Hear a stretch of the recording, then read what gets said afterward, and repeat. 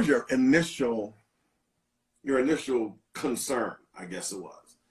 And the reason I'll say this, let me preface this by saying this.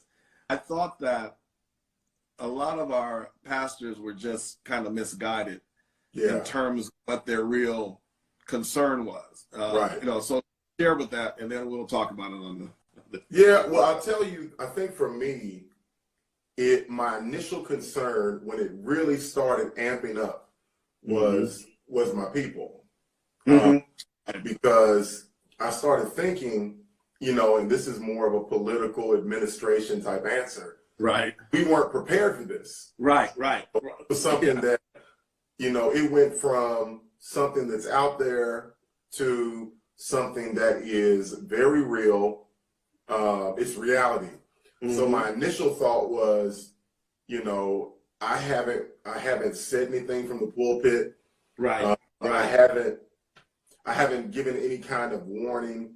So that was my first thought. And then the second thought was, okay, there's a chance that this is going to become something.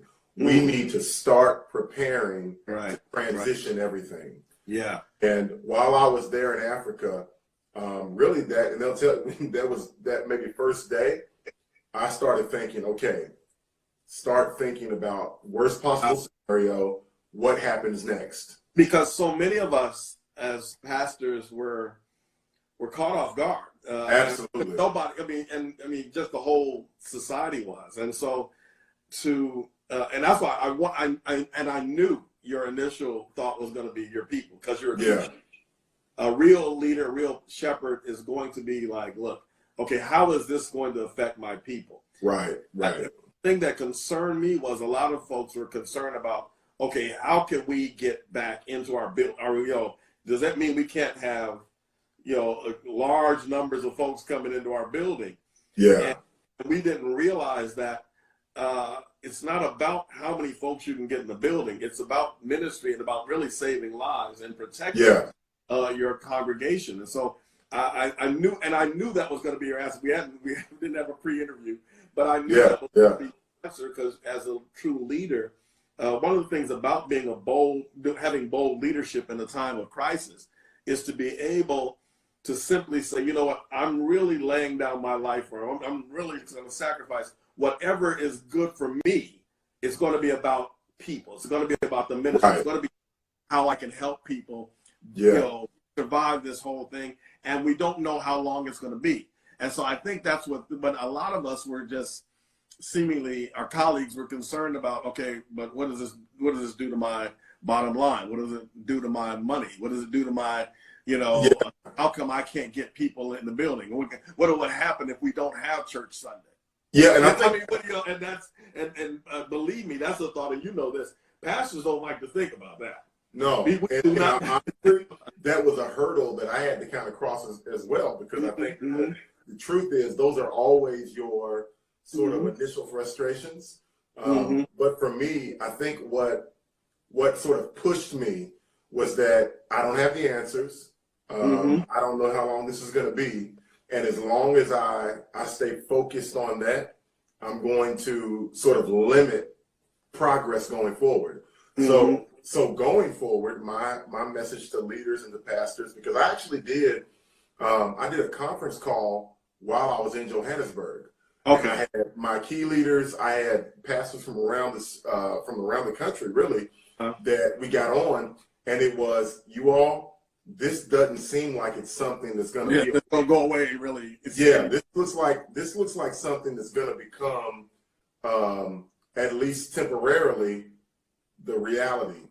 And we have to prepare ourselves that our sort of worst fear, so to speak, that's going to become the thing. So now it's time to move off of the questions of when is it over, to what needs to happen right now. Right. And we shifted quickly.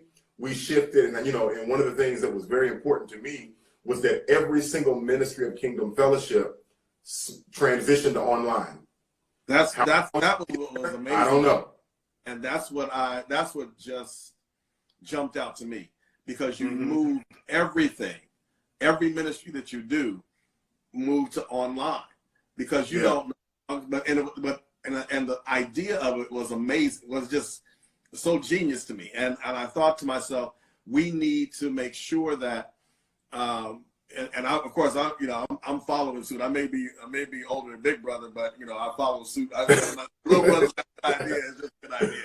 And so I was like, we have to try to shift from this, but the first shift that had to be made, watch this, had to be the mindset. Absolutely. Absolutely. But I was troubled by, and and I'm sure you saw it, and even with the leaders that you've talked to, and you also started a Facebook group, which is amazing too. But the thing was to try to get these leaders to stop thinking about, I got to get back in my church next as soon as I can. I gotta shift my mindset from, okay, well, when we could just get back, we can just survive it. Because the thing is, you don't know, you can't control this, and we as leaders don't like being in situations that we don't control. Well, we're uncomfortable being uncomfortable. Yeah, and see, so it's like, okay, but see, the quicker we change our mindset, the quicker now we can move into what's going to be happening now and how we can help the people now. But yes, the first shift has to be the mindset. And I think that's where many leaders, I think they were sort of behind the shift, was because it was almost as if there was a refusal to accept the reality that's there. And that is, this is here, this is going to be a thing. We are going to be sort of, in a lot of ways, out of our church. And now we have to grapple with the reality that ministry has to go forth. How can we do it? Touched, but how do you do that without your comfortable position in the pulpit? Right.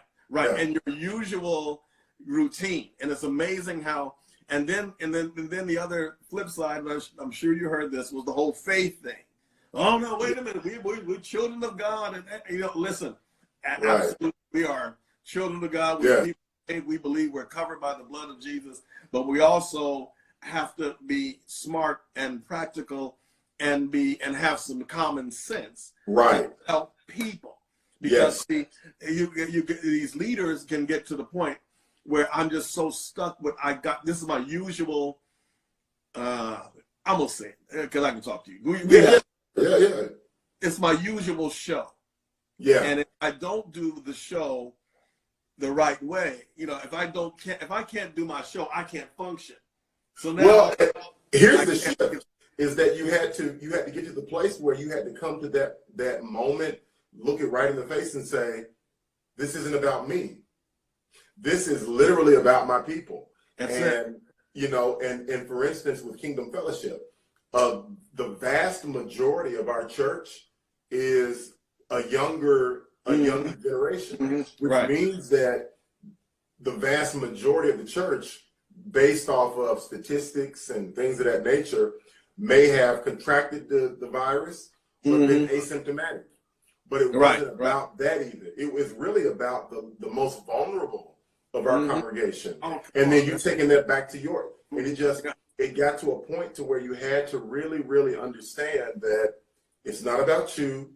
It's not about your convenience. It is, should I purposely put my people in position to suffer or to contract something? And again, and I'll be very, very, because again, we brothers, so we can talk about it. It was uncomfortable, yes. And I have reservations about certain things that I'm hearing and seeing. But at the end of the day, we have to make decisions regarding the welfare and the well-being of our people. And that has to be, very, very important. If we don't handle this right, you ain't gonna have no church to go back into anyway. Exactly. You know what I'm saying? Because you're going to lose people. And this crisis has flipped everything upside down. It has changed the dynamic. And so now, as you understand that, then it's like, okay, once you get people safe and secure and you transfer everything to online, you realize you're still doing effective ministry. You're still doing it online, and you're reaching, probably, watch this, more people then you would be able to get into a building on every. And I haven't shared this. I haven't shared this with you, but I'll say it here, and this can be verified and backed up by my team that may be watching now. We have in the last 2 weeks that this has really been it's taken hold. We have done exceptionally well. Right. That you know, the Lord has provided. He's blessed. And it's really shown us that ministry is really about touching people. It's about discipleship. It's not about our comforts. It's not about all those other things. We have to be able to shift out of normal, shift out of comfort, and really, really, you know, as the sons of Issachar did, know the times and know what to do and shift with it. Period. And see, the thing is that your people will move and flow based on how you move and flow. Absolutely. You jump in and you are calm and you're trying to, you know, you're reassuring everybody. It's like, you know, Joshua and Caleb. I talked about it last week, but Joshua and Caleb still the people. Calm down. Right. But if the leader is mad and frustrated because they can't get what they want off of that, then all of a sudden now the people will never move. The people will never progress, and they will, and slowly they will stop being fed because we're sitting trying to force our way back into a building. We're gonna go ahead anyhow. No. Listen, the Lord allowed this to happen. Absolutely. The church world upside down, and well, you know what? It's changed everything. Even thinking about Joshua and Caleb, and the Bible says that Caleb specifically, it uses that term, that he had a different spirit. That even his contemporaries, those other leaders that went into the promised land and saw what was going on, they came out with that negative report. But Caleb came out with a different report. Him and Joshua, he had a different spirit. And a part of my, the thrust that I have in ministry is not simply to go with the crowd and parrot the same statements that everybody makes. This is difficult. It's challenging. We're all challenged by this, but there's an opportunity here. Why don't we seize the opportunity instead of allowing the challenge to dictate, you know, what we see and what we say? Well, you know, Sunday I was preaching about Habakkuk and about how his name means either wrestling or embracing. And in the first part of the book of the book of Habakkuk, he's wrestling with what God is doing. Right. He's having a problem. He's like, I really don't understand what you're doing here. But by the end of it, he was embracing. He said, it doesn't matter what happens now. I'm good. And see, the sooner that we learn how to embrace it and look at it as a problem, we look at it as an opportunity for God to do something new and for us to be able to expand our borders. Let me jump. I know we're, you know, usually I'm only for about 20 minutes, but, you know, we're going to go a little longer. You can't get two preachers together. I know you didn't listen, you know, especially us. We can talk all night. But how did you, and what was the reason for the group that you started on Facebook? And give us the name of it and all that stuff. Yeah. So, and again, I started that when I was in Africa. Okay. Yeah. And the name of the group, I think, and help me with it, is Pastors Connected During the Global Crisis. Yeah, that sounds about right. Yeah. And it was several reasons. And you know, we started the group, and now it's a large group. You got pastors from all over that are there, and there were several reasons why I started it. You know, number one, this is an unprecedented sort of time.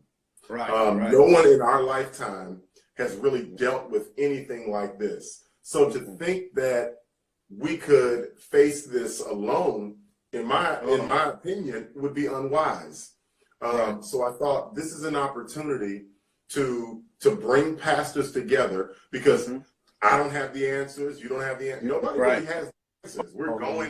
We're going as we receive this news. So this will be a great time for us to come together, bounce ideas off of each other, encourage one another, and help one another. Yeah. The second reason is, and a lot of people may not know, some do. I actually work. You know, I'm a bivocational pastor. I actually work in local government here in Louisville. Right. I'm the faith outreach specialist, which means that a part of what they ask me to do and pay me to do is to bring pastors together for the purpose of engaging with local government. So for me, this was also an opportunity as a pastor to say, why don't I try to get as many pastors together, not only to bounce ideas, not only to connect with one another, but at least for those in Louisville as well, connect them to valuable resources, information, and things like that. But that first thought was really the big thing. We need one another, you know? There are days where... It's interesting because, and I know you got a lot of phone calls, a lot of texts about, you know, what are you doing and how do you do this or how do you do that? And it's a wonderful idea to bring leaders together because we all are better when we get wise counsel, when we collaborate, when we connect with one another, and I was honored you invited me to be on. I'm like, look, I am close to Louisville, but I'm glad to be a part of this. Listen, we had to have you on. You know, so I appreciate that, but I think that's a wise idea, and I think that this is one of those situations that's going to bring us together. It's going to make open more communication, and anytime we're communicating and trying to help.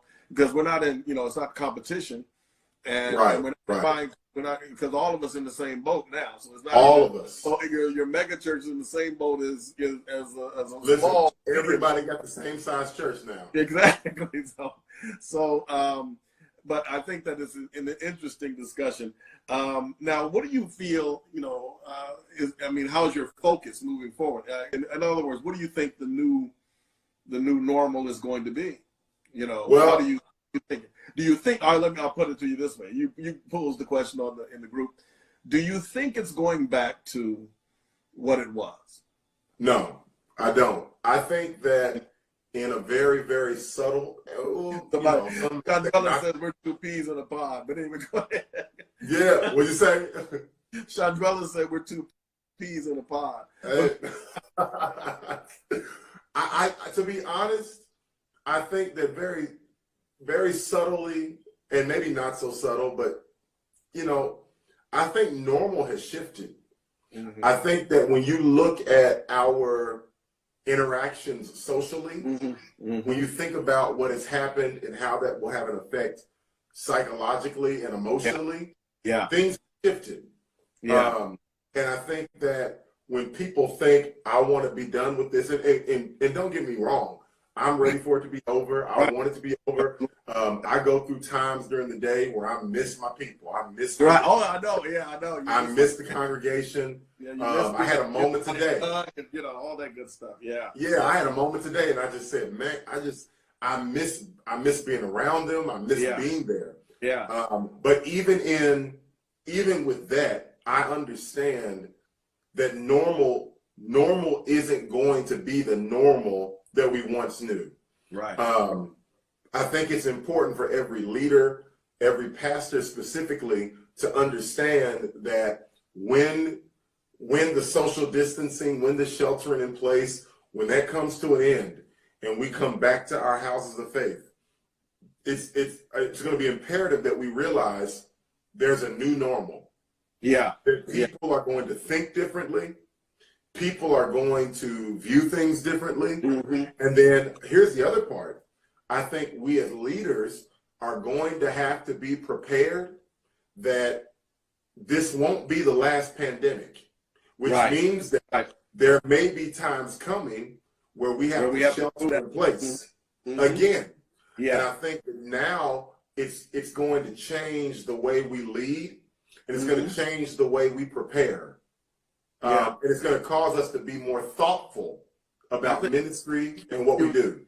You just said something very key in terms of how we think and how we prepare. I think that a lot of this has caught a lot of pastors and leaders flat-footed because they were fighting the whole online, experience. And and the leaders that are going to be effective through this have got to be able to figure out how can I be effective in reaching people that I may not see every week, that I may not actually physically be in the building.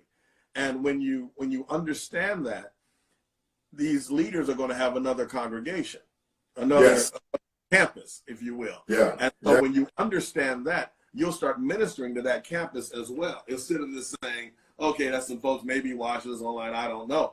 Because a lot of folks are caught flat-footed, and now and some are still working the kinks out. Some of them still look like it's a hostage video, but that's okay. Keep coming, keep on trying. But what we got to do is we have to learn how to shift our thinking. In terms of how we view people, and realize that the future church has arrived quicker than we thought it would. Much quicker. And here's the thing. This is what I have found out, that we have to rethink our methods, our methodology, as it relates to discipleship. That the time of ministry sort of circling personality, and sort of being that the focus being on a person's individual gifts, the pastor's individual gifts and talents, that time is expiring. You're going to have to think. I mean, here's what's happening, and I know this because in the last 2 weeks, I've talked to so many pastors and given so much advice. You're finding out in many ways how strong what you built really is. Wow. What people are finding out right now, what pastors are finding out right now, that if you built a ministry, if you built a movement based off of your personality and your personality alone, it is not going to survive this moment. You have got to have a structure, a method, a biblical foundation in place that allows you to disciple people in various ways. And I think for us, that's awesome. And I always love bragging on Kingdom Fellowship because it's just an amazing, I love what God is doing at the church and many other churches as well. But we started putting things in place that were centered around connection and unity and lifestyle evangelism and connection with brothers and sisters. So now what has become the real bread and butter of ministry, it's not just the preaching on Sunday morning. It's not just the Wednesday night teaching. It is the fact that we have a mechanism in place where people are connecting to other people and really checking on them every week. And they're having individual prayer calls and they're having times of encouragement. That's what is going to be necessary in this time. Yeah, absolutely. And we're going to find out, listen, over the next several weeks, we're going to find out who's really actually preaching out of the Bible and who's been... Listen. It's a whole situation when you preach and teach and so if you have substance, you're going to survive. If you don't, listen, you might not have a church to come back together. If you are nothing but fluff and there's no amen corner, you're going to struggle. And I think to be as real as possible, this probably needs to happen. It's time for men and women of God everywhere to understand what the call is all about. The call is not contingent on the amens. It's not contingent on pushing the preacher. It's not contingent on your ability to close. It's about you being able to communicate the message and seeing people discipled and grow and really do that in times of distress. This is what they need. It's finding out time. Yeah, that's it. We're gonna find out. But I'll find out. And I'll see. We can talk all night, but it's past our bedtime. But anyway, I love you, man. I appreciate you. Man, listen. We got to do it again, and we'll probably do it again soon. But listen, anytime you call me, you know I got you. Man, listen, you trying to get back out to LA, but it's coming. It's coming. You already know. You know, listen. You know, my motivation is always to get back out to LA. I know it. But I certainly appreciate you, and man, you were awesome tonight, and you helped us. And all of you that are on here that are normally on Facebook Live, I appreciate y'all coming over. Yeah. And I think there's a way you can share it. If you can, share it, all that good stuff. But we have been blessed to have Pastor Timothy Findley Jr. with us. And and happy birthday to your mom. Yes, happy birthday, Mom. So I shouted out, I gave her a happy birthday earlier today, but I'll give her a shout out at the end of the day too. But I thank God for you, man, and we will talk again soon. All of y'all, my Facebook people, we are going to, we'll see you next week. Watch several good services this weekend. I'm praying for you. I love you all, and then when you get to Louisville, one of these days I'm gonna go to Louisville, again. But listen, when they lift the travel ban,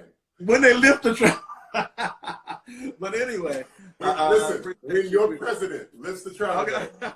Wait a minute, I got to get my president back in there. Then that means Obama's running. Anyway, all right, love you all. God bless you. I'm praying for you. Check us out. We will be follow Tim everywhere on YouTube, Facebook. All of that. Follow me on YouTube, Facebook, everywhere. I love you. God bless you, and we will talk soon.